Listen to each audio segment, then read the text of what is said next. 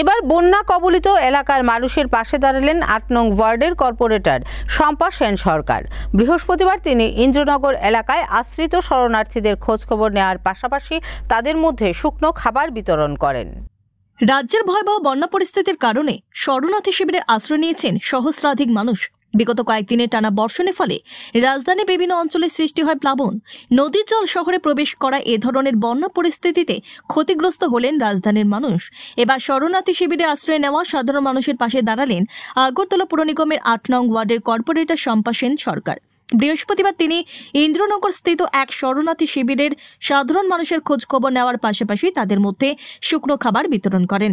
এই অনুষ্ঠানে বিজেপি দলের রাজ্য নেতা সুবল ভৌমিক এবং অন্যান্য নেতৃত্বরা উপস্থিত ছিলেন। এক সাক্ষাৎকারে কর্পোরেটর বলেন, দুর্গতদের যথারীতি সাহায্য করছে সরকার।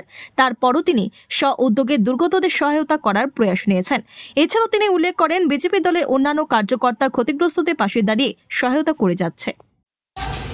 যদিও কোনোদিন বলার অপেক্ষা থাকে না, কোনোদিনই আমরা এমনভাবে প্লাট দেখিনি, কারণ ছোট থেকে বড় হয়েছে এইভাবে যে প্লাট আমরা বিগত দিনে দেখিনি বা শুনিনি। এবছর প্রচণ্ড হারে প্লাট হয়েছে।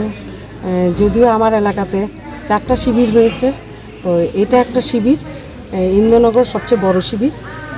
তো সেখানে প্রচুর পরিমাণে লোক আছে, 150 হবে লোক হবে সেখানে।